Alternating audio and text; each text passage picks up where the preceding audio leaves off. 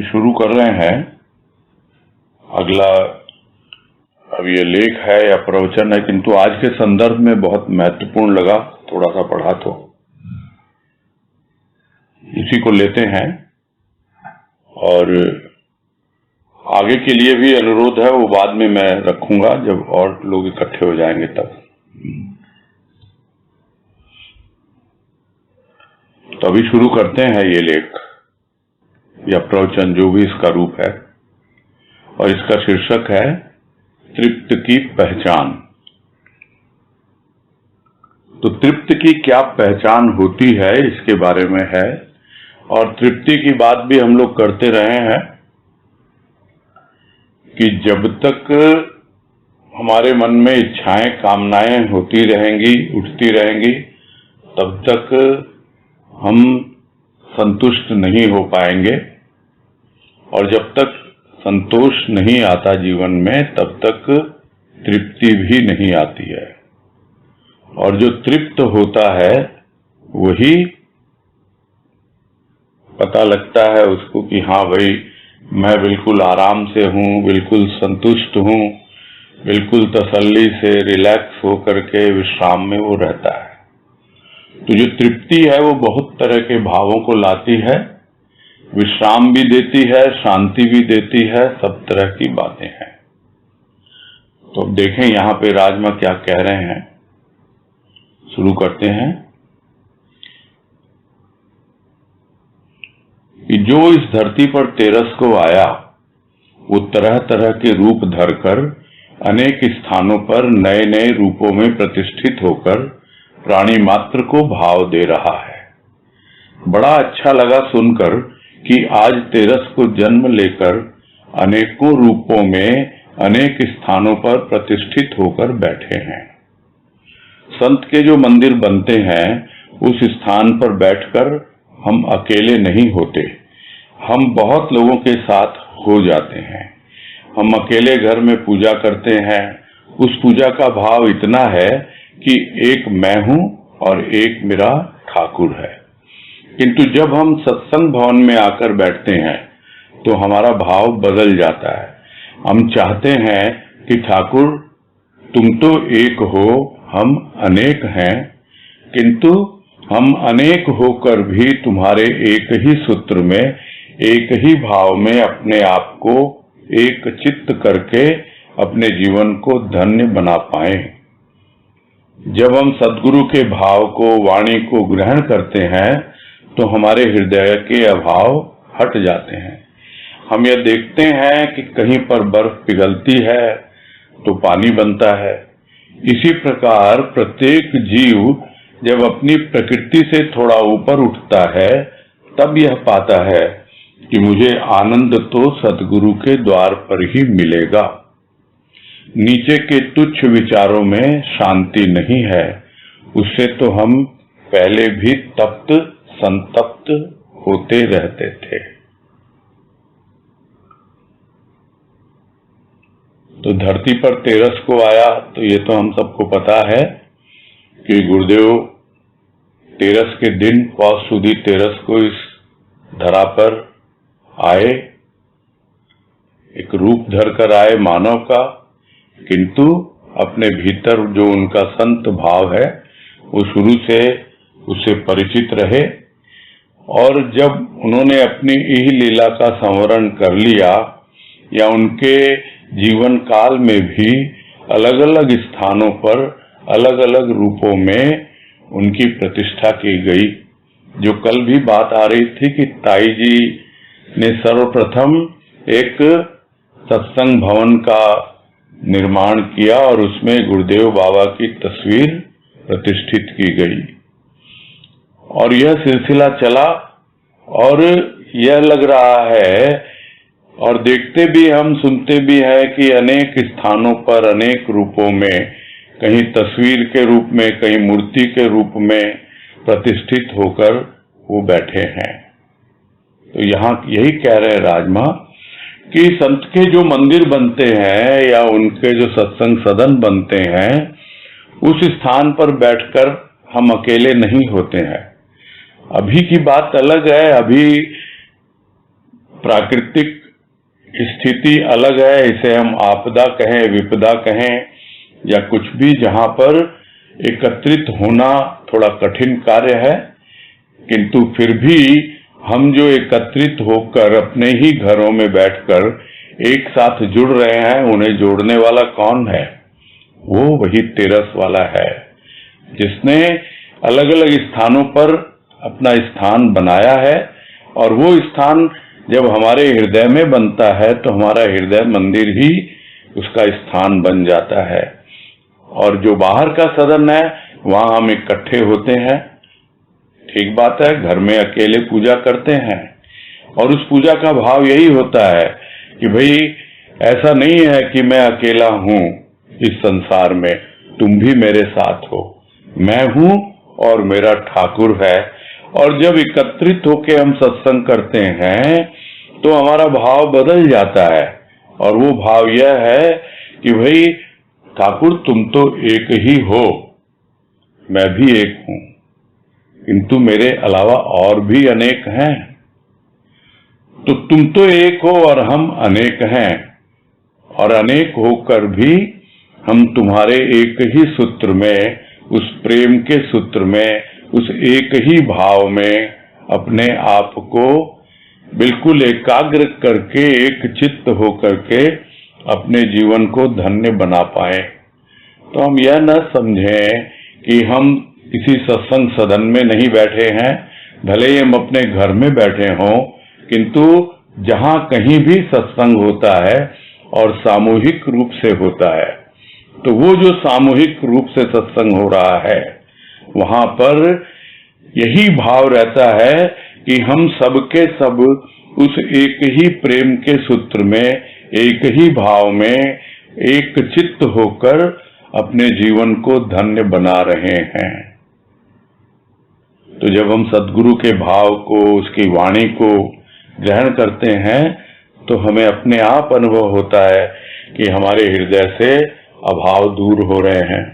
क्योंकि भाव है क्या? भाव तो एक प्रकाश है, अंधकार अभाव का रूप है।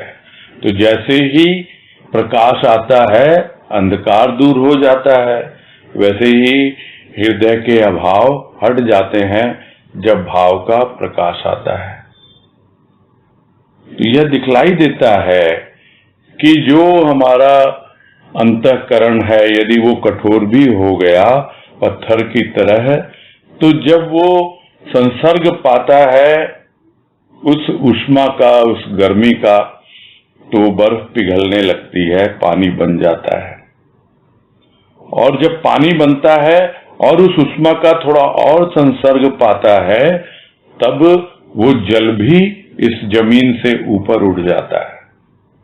तो यह एक उदाहरण है समझने के लिए कि प्रथम तो बर्फ पिघलती है, पानी बनता है, और उसके बाद फर्दर, उसके बाद जब वो ऊपर उठता है तो प्रकृति से थोड़ा ऊपर उठ जाता है।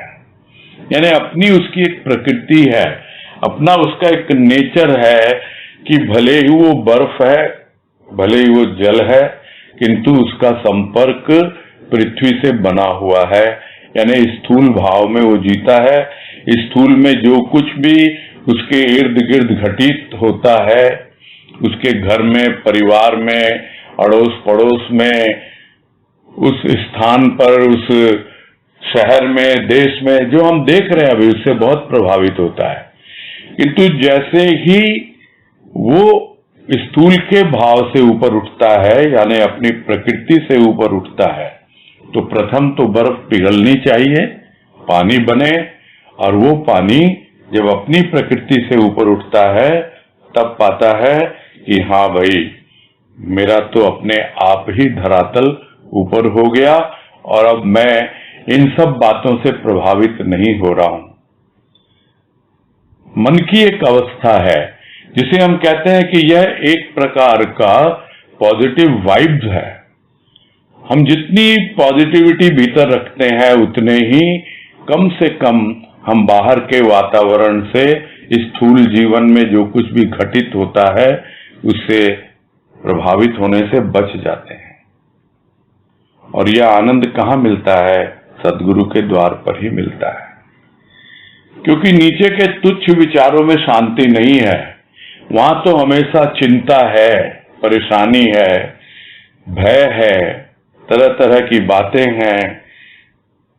किंतु सद्गुरु के द्वार पर उसके भाव से जुड़ने से और उसके प्रेम के सूत्र में जब हम पिरो दिए जाते हैं, एकत्रित होकर के जब भी हम उसका सुमिरन करते हैं, उसका भजन करते हैं, उसकी चर्चा करते हैं, तो अपने आप ही जो प्रकृति का जो रूप होता है उससे हम ऊपर उठ जाते हैं।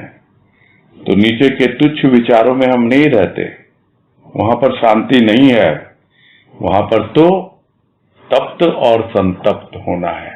तप्त होना यानी वो चिंता में, दुख में, क्रोध में तप्त होता है, संतप्त होता है, दुखी होता है, परेशान होता है, यही चलता चला आता है अन्यथा।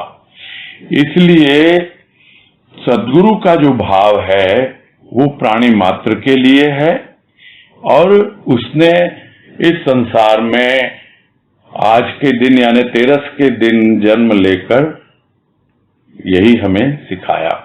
इस पहले पैराग्राफ में यही कह रहे हैं राजमा। आगे है, सद्गुरु ने एक वाणी में कहा, तृप्त की क्या पहचान, जो तप्त न हो, संतप्त न हो, वस्तुओं की ओर आकर्षित न हो, वही तृप्त है। इस दुनिया में अनेक विचारों के लोग हैं, थोड़ी थोड़ी बात पर हमारा मन तप्त हो जाता है, हम बहुत जल्दी परेशान हो जाते हैं, एक दूसरे के स्वभाव को सहन नहीं कर पाते। संसार में हम दूसरों को नीचा दिखाकर अपने को ऊंचा उठाना चाहते हैं, तो यह उत्थान नहीं है। संसार में किसी भी तरह की पीड़ा आती है, दुख आता है, किसी वस्तु का अभाव होता है, तो हम बहुत जल्दी संतप्त हो जाते हैं। तृप्त की पहचान है कि जिसे संसार के खेल किसी प्रकार भी संतप्त न कर सकें, हर हाल में जो प्रसन्न रहता हुआ अपने प्रभु की वाह वाह करता रहे, जो अपने सद्गुरु की वाणी का अनुभव करता है, वही तृप्त है।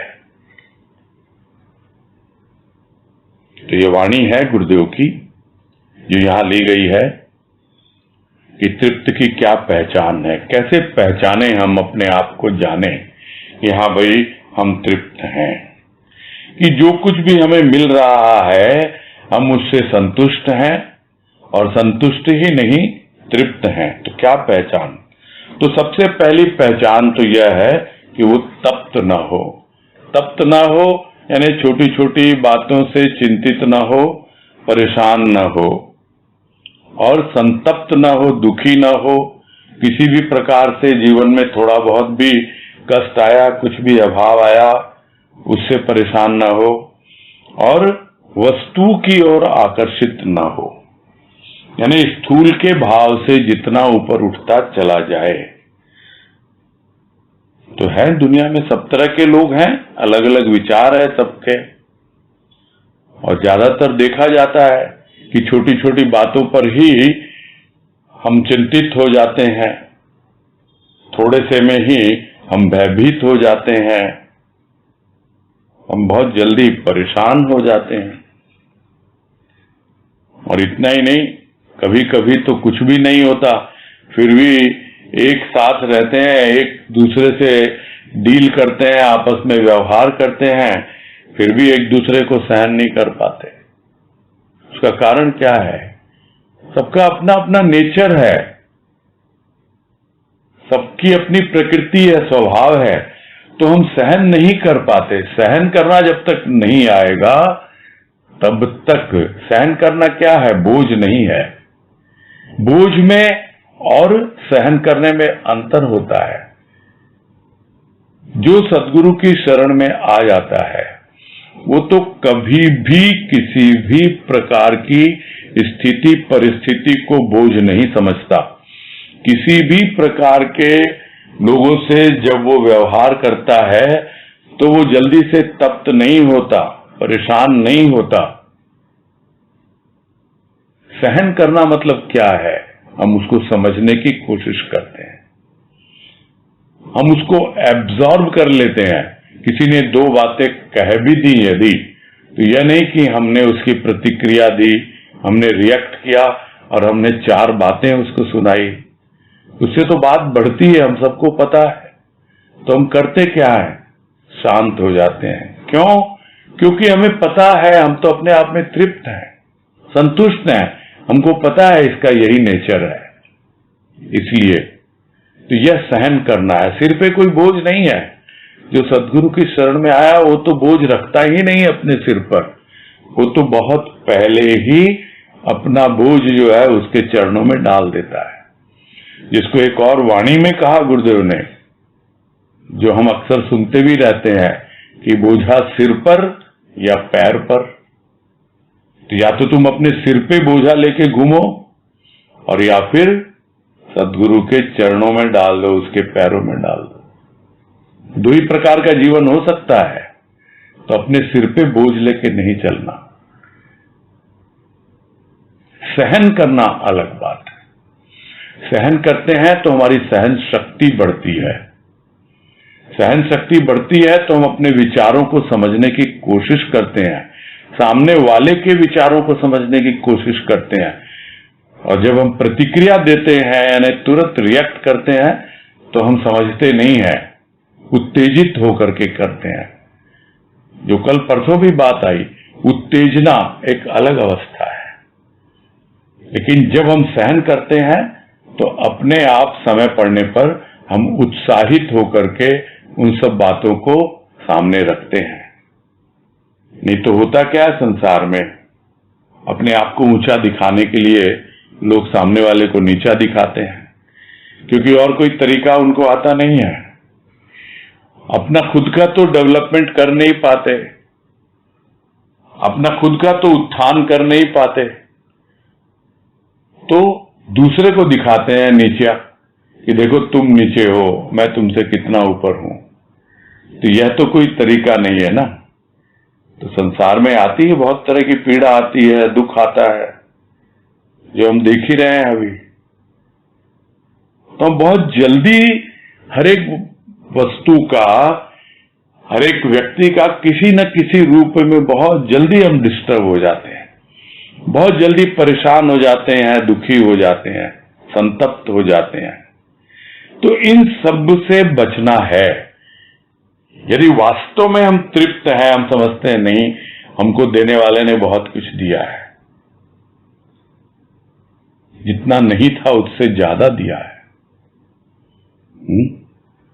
तो कौन से गाने की लाइन है, याद आ गई कि बहुत दिया देने वाले ने मुझको, आंचल ही न समाए तो क्या कीजिए, बीत गए जैसे ये दिन रहना, बाकी भी कट जाए दुआ कीजिए। जो दिया है बहुत, आंचल में ही नहीं समाया, बहुत दिया देने वाले ने, हम संतुष्ट हैं।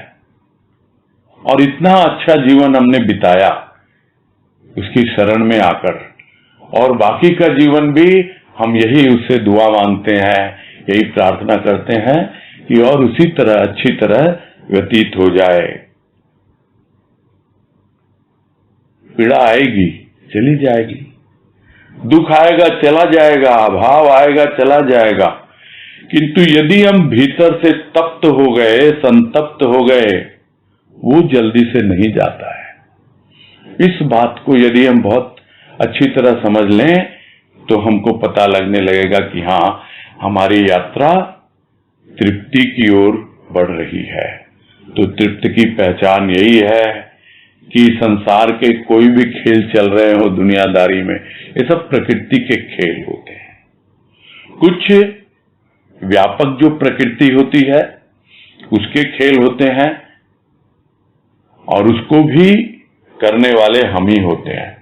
प्रकृति क्या करती है, पहले सहन करती है, लेकिन कितना, जब आप दोहन करने लगते हैं प्रकृति का, तब जाकर प्रकृति अपना खेल दिखलाती है। भीतर की प्रकृति भी चलती है, तो भीतर की प्रकृति इस बाहर की प्रकृति के खेल को देखकर यदि संतप्त होने लगी, परेशान होने लगी, दुखी होने लगी, तो फिर कहां? नहीं, अभी तृप्त नहीं हुई। तृप्त की पहचान यही है कि संसार के खेल किसी भी प्रकार से संतप्त न कर सके, हर हाल में वो प्रसन्न रहे और अपने प्रभु की कृपा को अनुभव करता रहे, धन्यवाद देता रहे, वाह वाह करता हुआ अपना जीवन व्यतीत करता रहे। और अपने सद्गुरु की वाणी वही उसका आधार, उसके भीतर जो भाव, उसी में वो विचरण करे और उसी का वो अनुभव करता रहे। तो ऐसा जीवन जो होगा, तब हमें समझ में आएगा कि हाँ, हम एकदम तृप्त होकर, बाहर की किसी भी स्थिति परिस्थिति से हम डिस्टर्ब नहीं हो रहे हैं, हम अपने आप में संतुष्ट हैं, तृप्त हैं और एक पॉजिटिव एनर्जी से हमेशा हम पाते हैं अपने आप को भीतर भरा हुआ। आगे है, हमने सुना था कि पत्थर में भी प्राण होते हैं, किंतु आज तो हम देखते हैं कि इस चित्र में भी ठाकुर होते हैं। यह चित्र विचित्र प्रकार के भाव प्राणी के हृदय में नित्य ही प्रदान करता है। कभी प्राणी को यही चित्र देखते हुए भावना जागती होगी कि हे प्रभु, हमें दर्शन दो, हमारे मन को निर्मल करो, हमारे ऊपर कृपा करो। और यही चित्र होता है कभी कभी किसी प्राणी के मन में यह कृतज्ञता का भाव आता है कि हे प्रभु, तूने इतना दिया कि वाणी से हम व्यक्त नहीं कर सकते। सद्गुरु कहते हैं कि आनंद ही आनंद, यही मेरी बात। वो कहते हैं कि मेरी एक ही बात है कि तुम हर हाल में आनंद में रहो। आज हम बहुत लोग एकत्रित होकर उत्सव का आनंद ले रहे हैं, किंतु यदि हम रोज रोज ही प्रभु की आराधना करते हुए अपने इस शरीर में भगवान की पूजा का भाव जगाकर रखें, उत्साह जगाकर रखें, तो हर दिन हमारे लिए उत्सव हो जाएगा। गुरुदेव कहते हैं कि किसी भी प्रकार की दूसरी बात करने की आवश्यकता नहीं है। चाहे तुम्हें संसार का कितना भी बोझा ढोना पड़े, किंतु फिर भी तुम आनंद ही आनंद कहते रहना। हमें तो केवल किसी कार्य के निमित्त मात्र बनना होता है। इस सदन के निर्माण में, मूर्ति की प्रतिष्ठा में न जाने कितने हाथ निमित्त बने होंगे, वो तो केवल निमित्त थे। संसार में इच्छा तो केवल भगवान की पूरी होती है। भगवान कहते हैं कि संसार में आश्चर्य क्या है, जीव सोचता है कि मैं कर लूंगा। भगवान हंसता है कि जीव की क्या सामर्थ्य है कि वो कुछ कर पाए।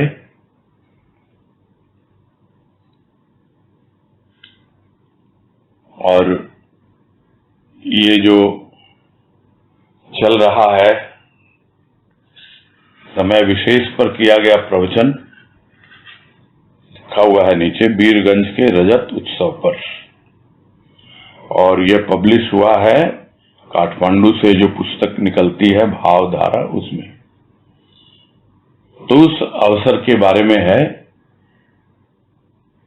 कि वो जो उत्सव हो रहा है, तो वहां देखते हैं एकदम स्पष्ट अनुभव होता है भक्त को कि ये सिर्फ चित्र नहीं है, सिर्फ एक पत्थर की मूर्ति नहीं है, पत्थर में भी प्राण होते हैं।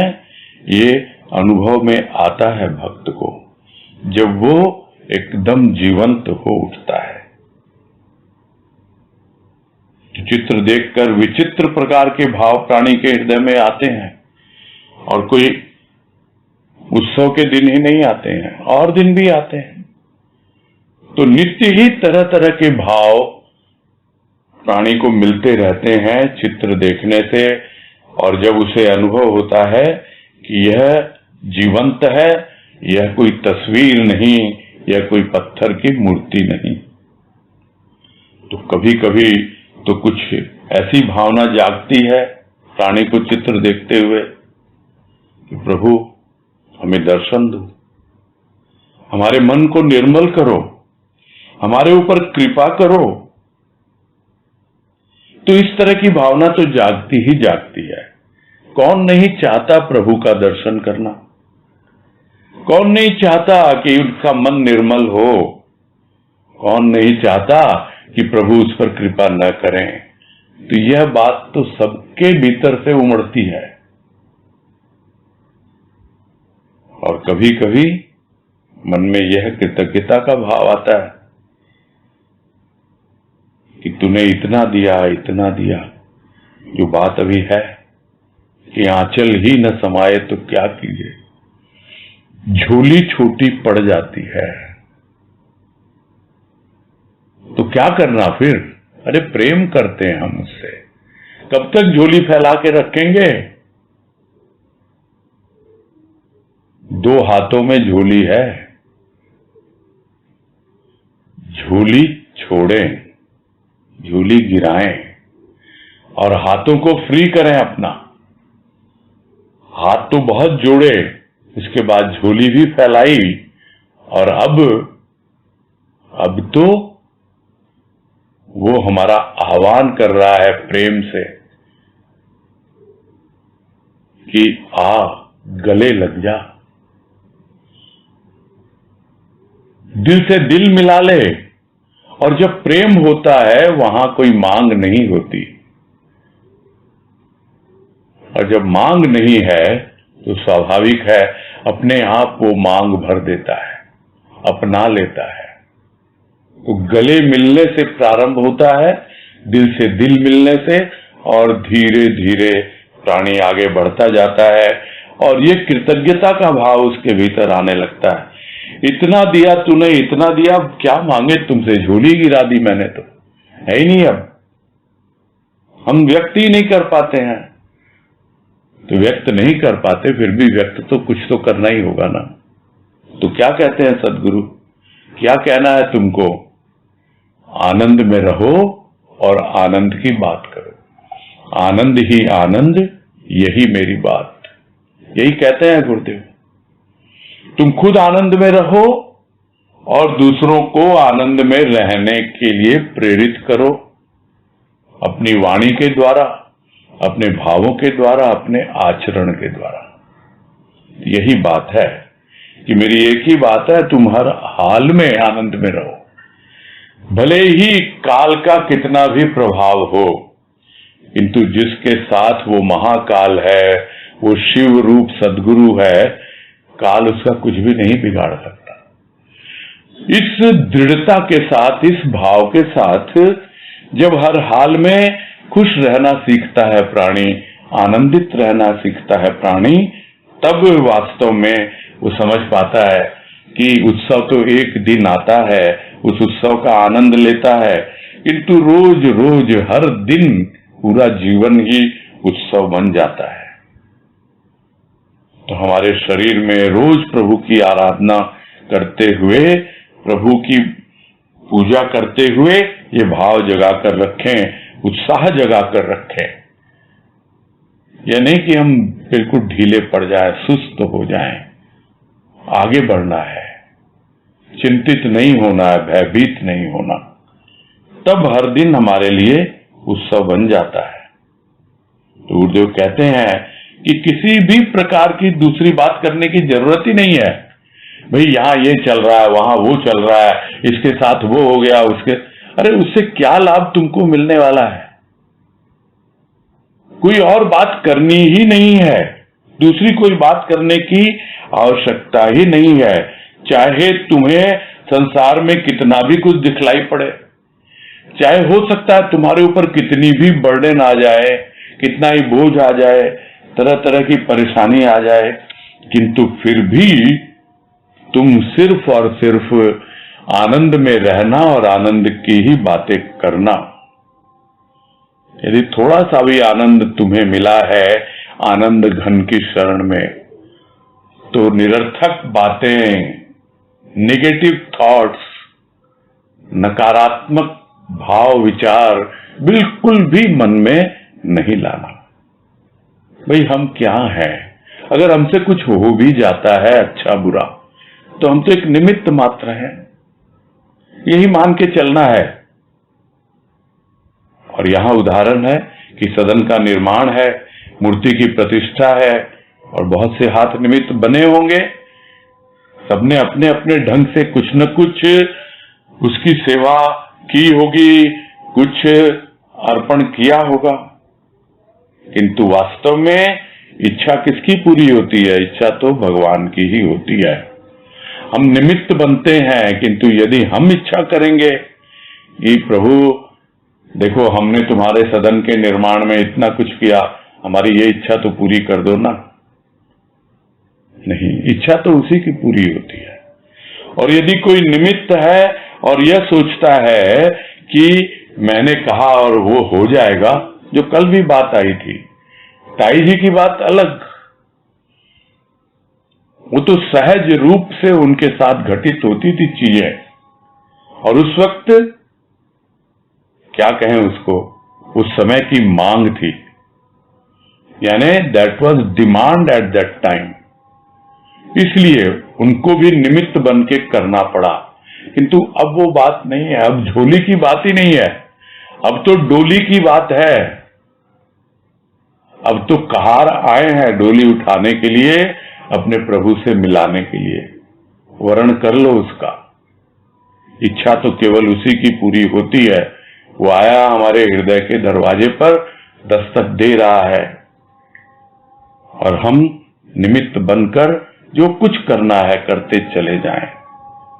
तो आश्चर्य क्या है इसमें कि इच्छा तो भगवान की पूरी होती, सभी जानते हैं, फिर भी सोचता है जीव कि मैं कर रहा हूं, मैं कर लूंगा। और भगवान क्या है, वो तो मुस्कुराता है, हंसता है कि अरे भाई इसकी क्या सामर्थ्य है कुछ कर पाए, वो तो मैं इसे करवाता हूं तब कुछ कर रहा है, और अब ये अपने अहंकार में फूल रहा है। तो एक वो संसारी प्राणी है जो दूसरों को नीचा दिखाकर अपने आप को ऊंचा दिखाते हैं, और ये एक दूसरे प्रकार के प्राणी है जो ये कहते हैं कि भाई मैं कर रहा हूं और इसलिए तुम्हारा काम हो रहा है, और वो अपना अहंकार दिखाते हैं। बात पूरी हो गई तो अरे करने वाले ने किया, बात बोलने की जरूरत ही क्या है? तुम्हारा काम क्या है? जो काम तुमको दे रखा है बस वही तुम्हारा काम, और वो आनंद में रहना, आनंद आनंद आनंद, यही आशीर्वाद गुरुदेव का हमेशा रहता है। आगे है, हम अपनी प्रसन्नता को हंसकर व्यक्त करते हैं, किंतु भगवान की बात हंसकर व्यक्त नहीं की जा सकती। सद्गुरु की भावना में, आनंद में कभी तो हम आंसू बहाते हैं, कभी हम उसे पुकारते हैं, और कभी जब मिलन की अनुभूति पाते हैं उसमें भी आनंद है। सद्गुरु ने कहा कि केवल बात करते नहीं रह जाना, निज रूप में समा, यही मेरी बात। मेरे द्वार पर तुम इसलिए नहीं आए कि केवल मेरे रूप को देखता रहे और मेरे रूप की पूजा करता रहे। मैं तो इस लोक में इसलिए आया हूं कि तू अपने निज रूप में समा। तेरी वृत्ति जो बहिर्मुखी होकर जगह जगह भटक रही है, उसे मैं अंतर्मुखी करने आया हूं, इसीलिए मेरी प्रतिष्ठा हुई है। तेरी वृत्ति अपने रूप में जाकर समा जाए, उसी दिन मैं समझूंगा कि तूने मेरी बात मानी है।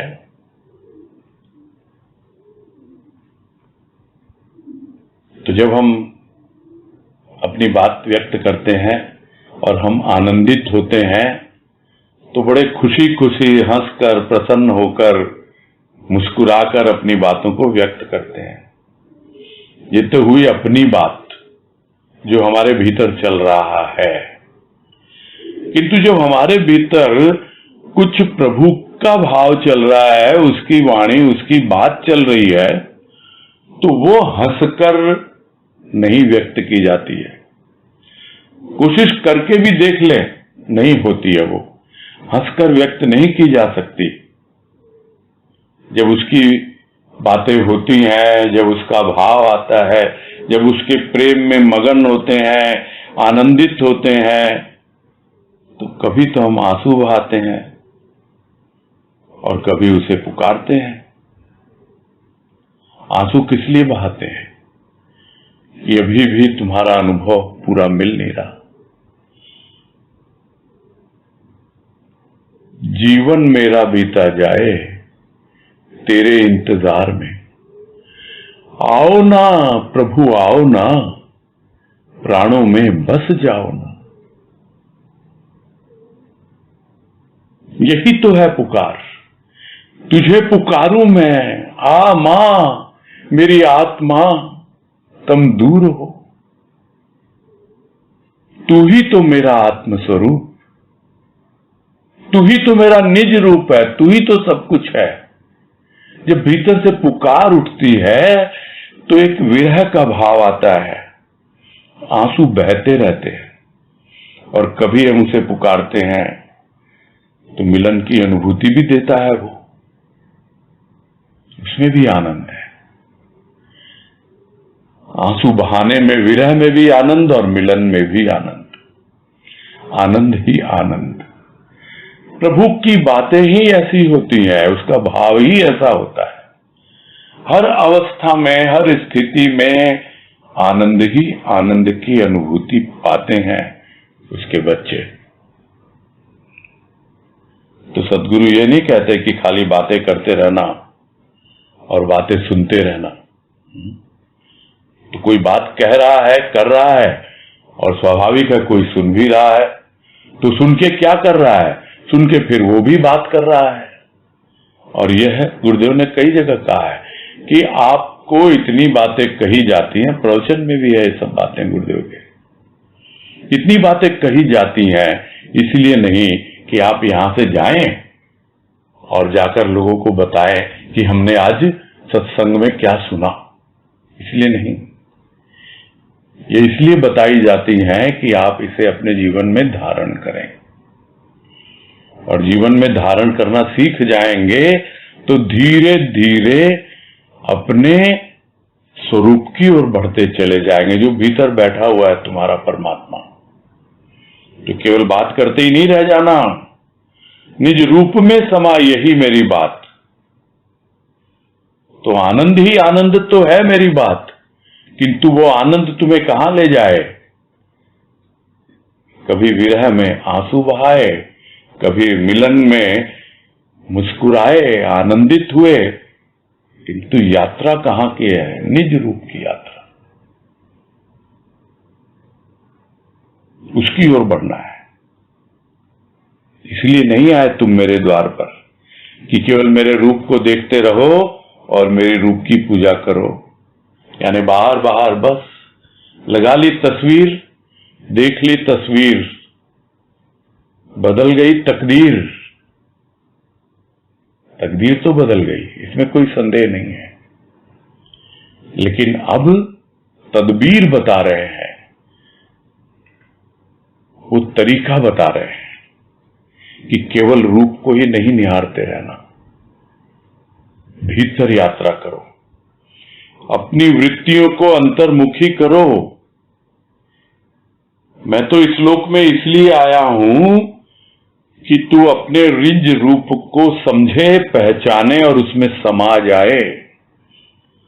जो तुम्हारी वृत्तियां बाहर बाहर घूमती रहती हैं, बहिर्मुखी हैं, उन वृत्तियों को एकत्रित करो। बिखरे बिखरे जो भी तुम्हारे विचार हैं, वृत्तियां हैं, उन सबको एकत्रित करके उसके चरणों में डालो और अंतर की यात्रा प्रारंभ करो। जो बहिर्मुखी है उसे अंतर्मुखी करने के लिए आया हूं मैं। स्पष्ट कहते हैं गुरुदेव कि सिर्फ बाहर बाहर मेरे रूप को निहारने से, आनंदित होने से, या अपने आप को यह समझे कि हाँ भाई मैं जो कुछ भी बोल रहा हूं, कर रहा हूं, वो तो हो रहा है। अरे तुम तो एक निमित्त मात्र हो, कुछ भी नहीं है तुम्हारी सामर्थ्य, तुमको तो बस अपने निज रूप में समाना है। इस लक्ष्य को लेकर तुम आगे बढ़ो, अंतर्मुखी बनो। और इसीलिए जगह जगह प्रतिष्ठा हुई है सदनों के रूप में, और प्रतिष्ठा हुई है तुम्हारे अंतःकरण में, तुम्हारे इस बदन में जो सदन बन चुका है। और तुम्हारे घर में जहां तुम रहते हो, जहां ये शरीर, उसका जो घर, उसमें भी तुमने प्रतिष्ठा की है। किस लिए की है? जो तुम्हारी वृत्तियां बहिर्मुखी भटक रही हैं, उनको अंतर्मुखी करने के लिए आया हूं मैं। तो तेरी वृत्ति अपने रूप में जाकर समा जाए, उसी दिन मैं समझूंगा कि तूने मेरी बात मानी है। कहता तो है गुरुदेव, आप आज्ञा दो ना, क्या करना है? मैं दास हूं, मैं सेवक हूं आपका, मैं तो जर खरीद गुलाम हूं। बोलो आका, बोलो मालिक, क्या करना है?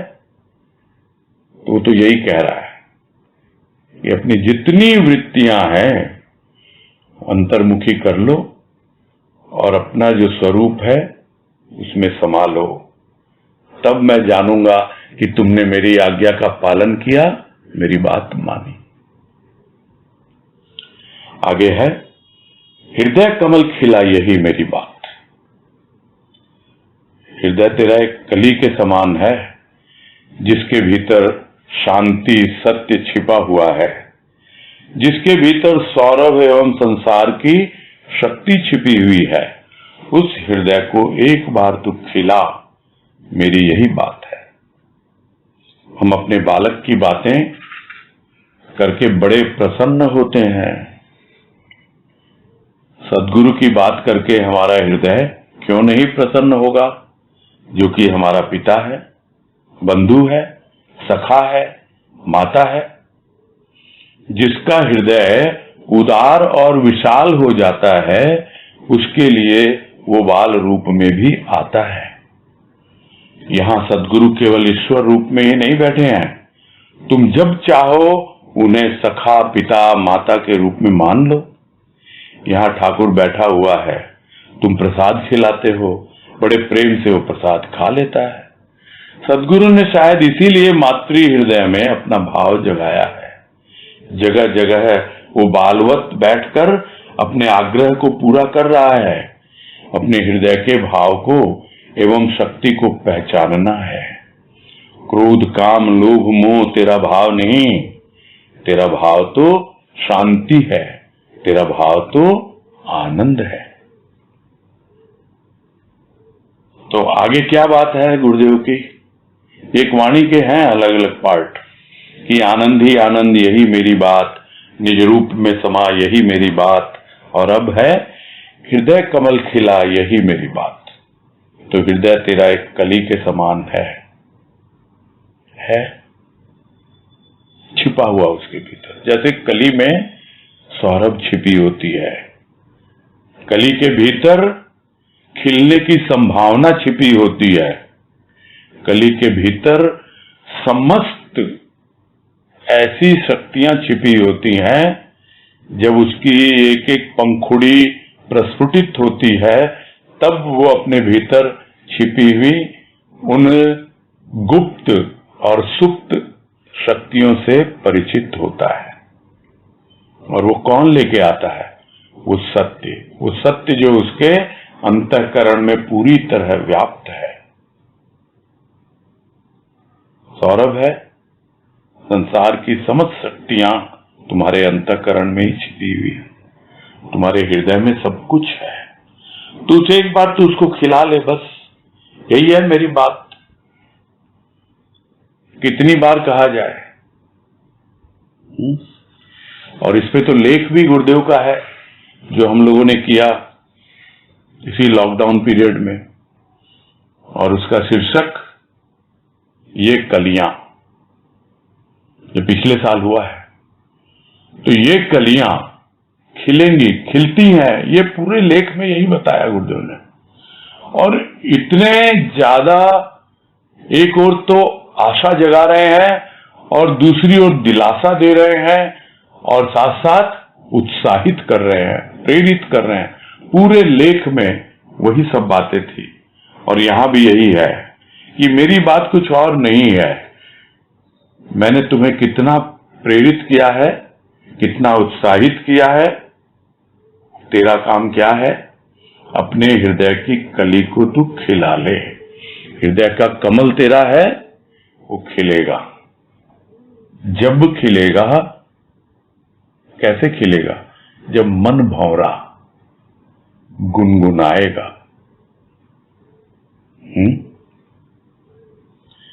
वो फूल कहीं जाएगा नहीं।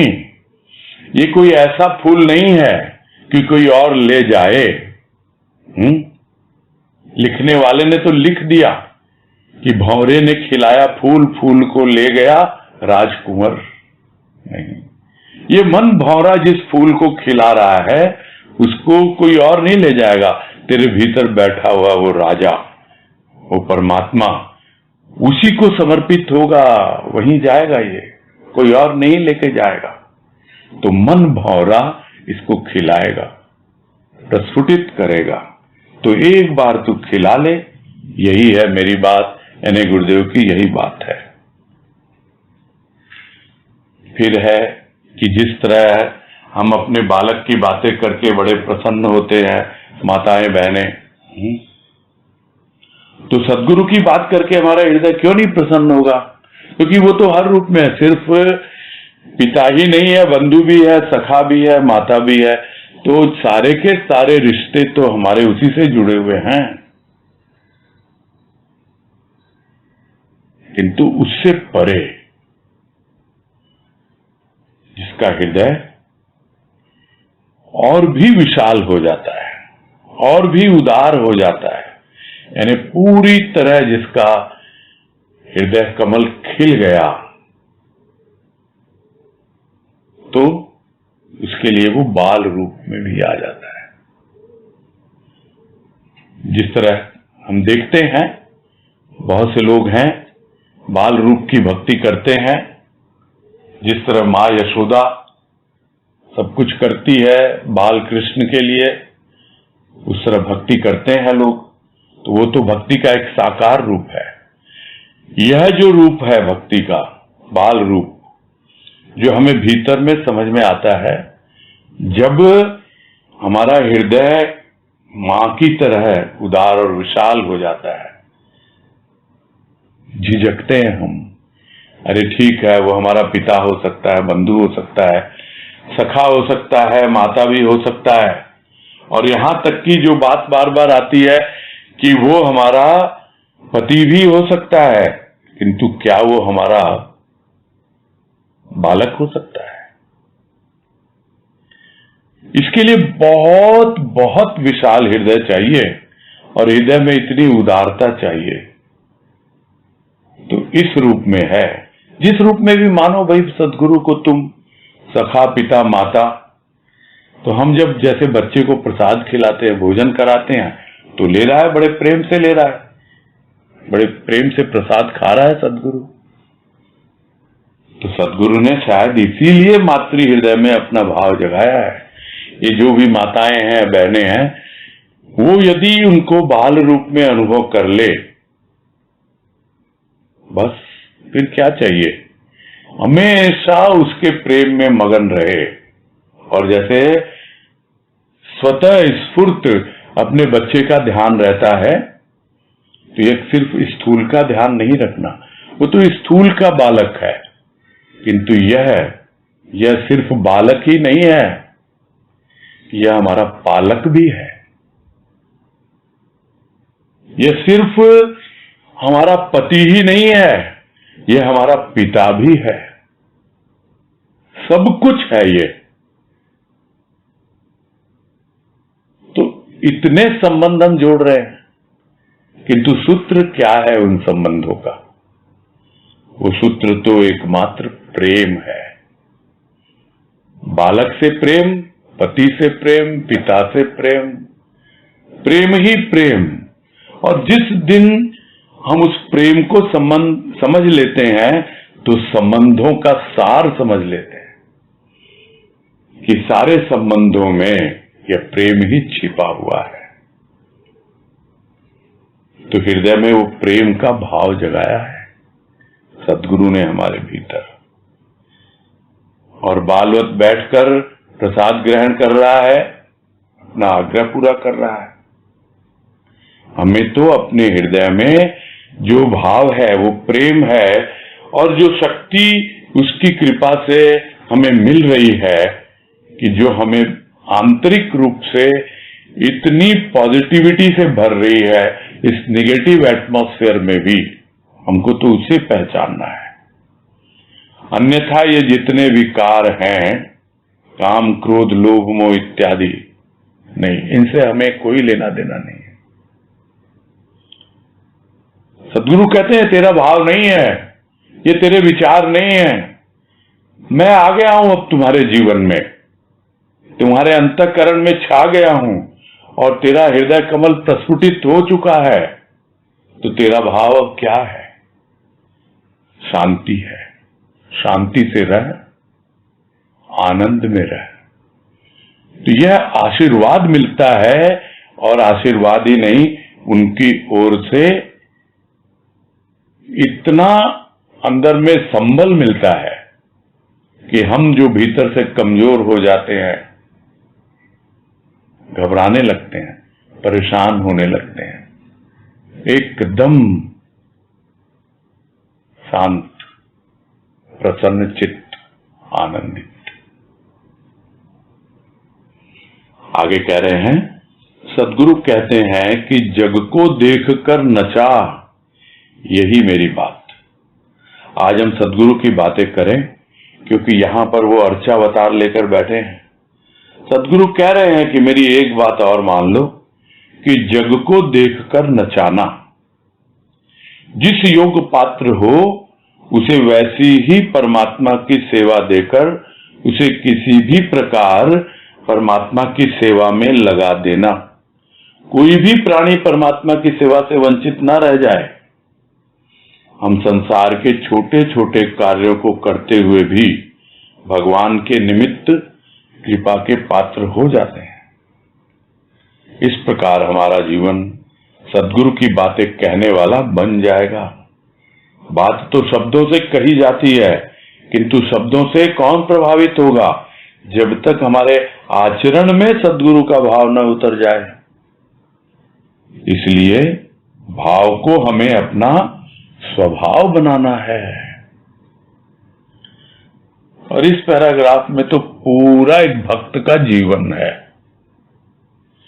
कि कैसा जीवन होना चाहिए, और जो भक्त वो जीवन जीता है वो इतना संतुष्ट होगा, इतना तृप्त होगा, इतना आनंदित होगा कि वो कहने की बात नहीं होती है, बोलने की बात नहीं होती, भीतर ही भीतर गदगद हो जाता है प्राणी। तो सद्गुरु आगे क्या कह रहे हैं कि क्या है मेरी बात, कि जग को देखकर नचा, यही मेरी बात।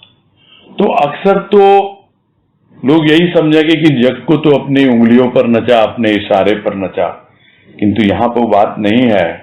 वो कह रहे हैं कि तुम जिस किसी को भी देखो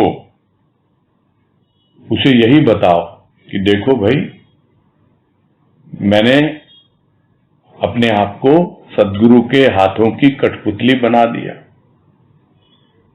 मैं तो उसके इशारे पर ही चलता हूं, वो जैसा नाच नचाता है वैसा ही मैं नाचता हूं, और मैं इतना आनंदित और तृप्त और शांत होकर जीवन व्यतीत कर रहा हूं। तुम क्यों परेशान हो रहे हो? बोलो, तुम्हारी क्या परेशानी है?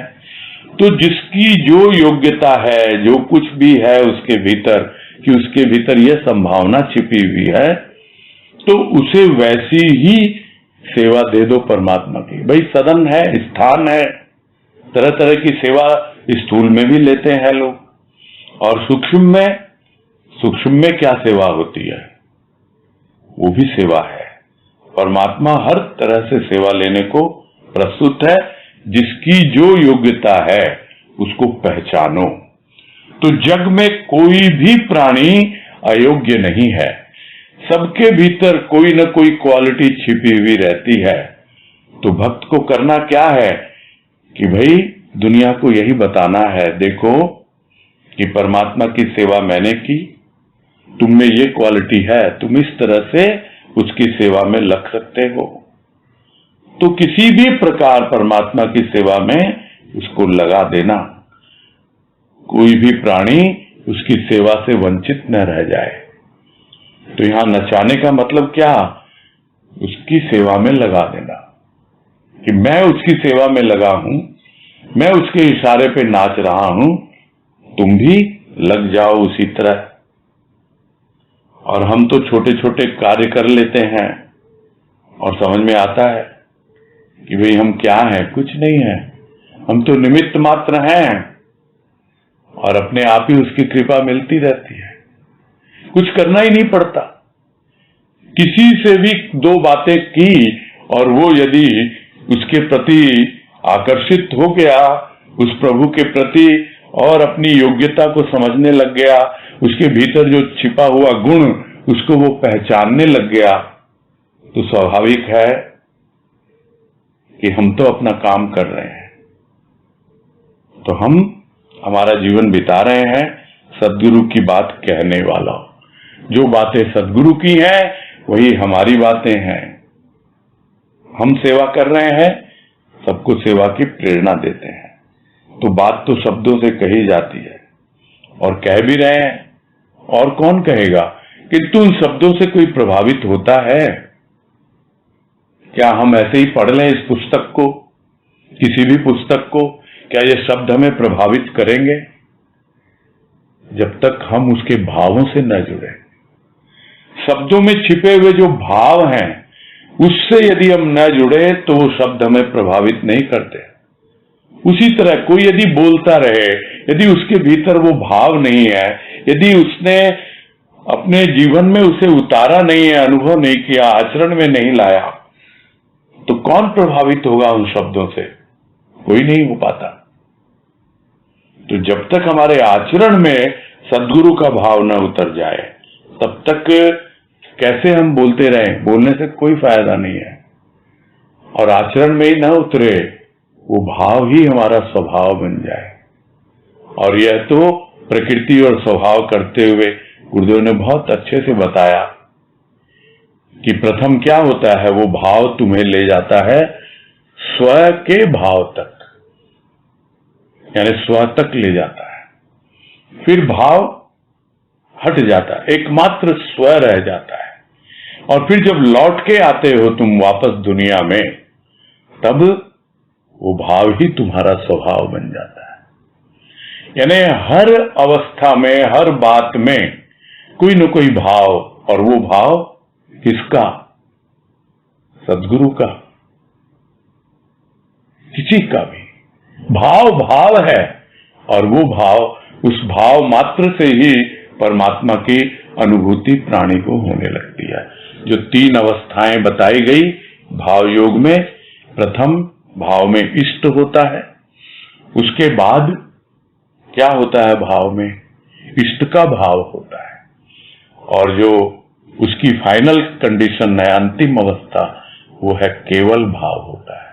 और वो भाव ही तुम्हारा स्वभाव बन जाए, यही है सद्गुरु की बात। बस यही पूरा करते हैं।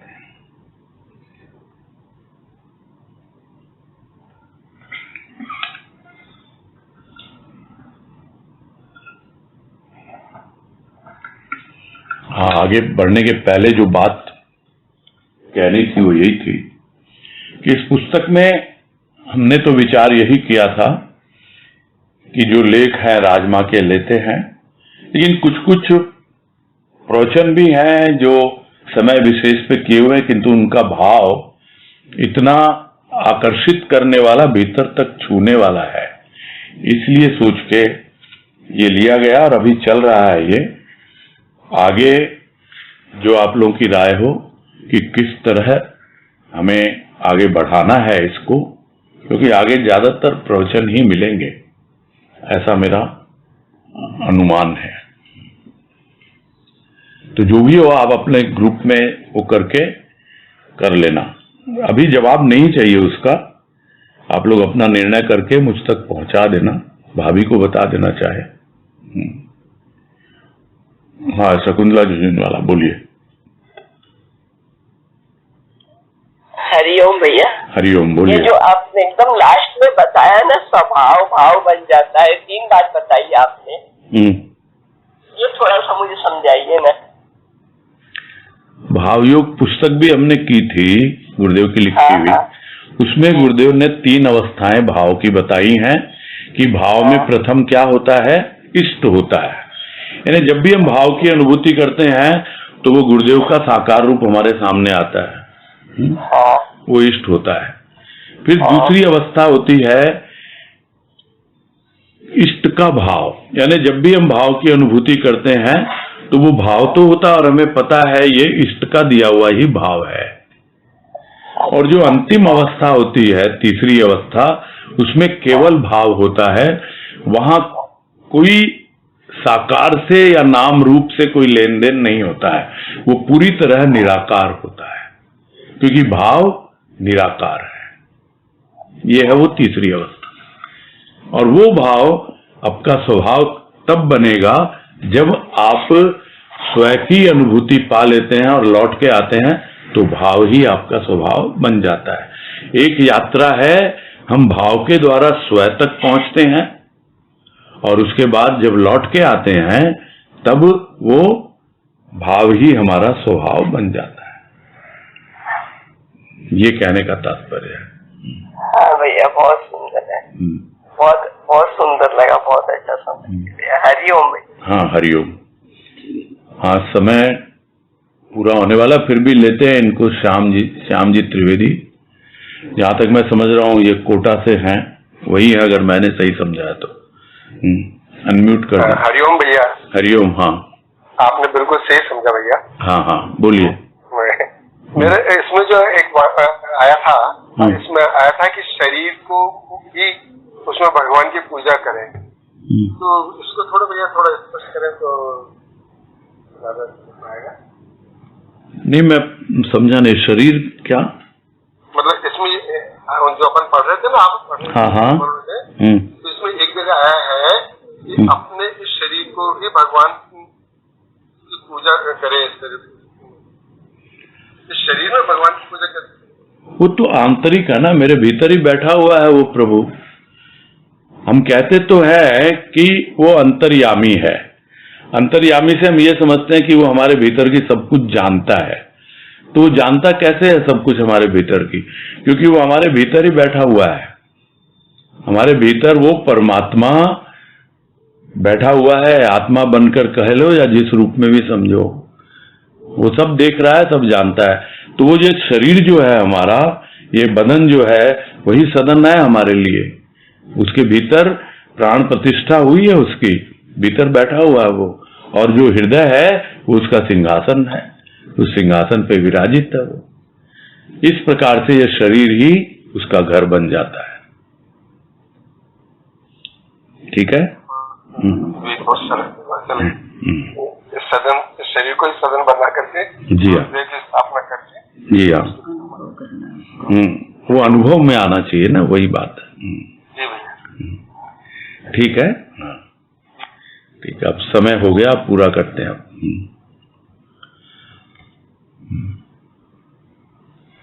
सबको हरिओम। ठीक है, हरिओम में आगे। हरिओम। हाँ, हरिओम। सबको हरिओम। हरिओम। हरिओम। प्रणाम भैया।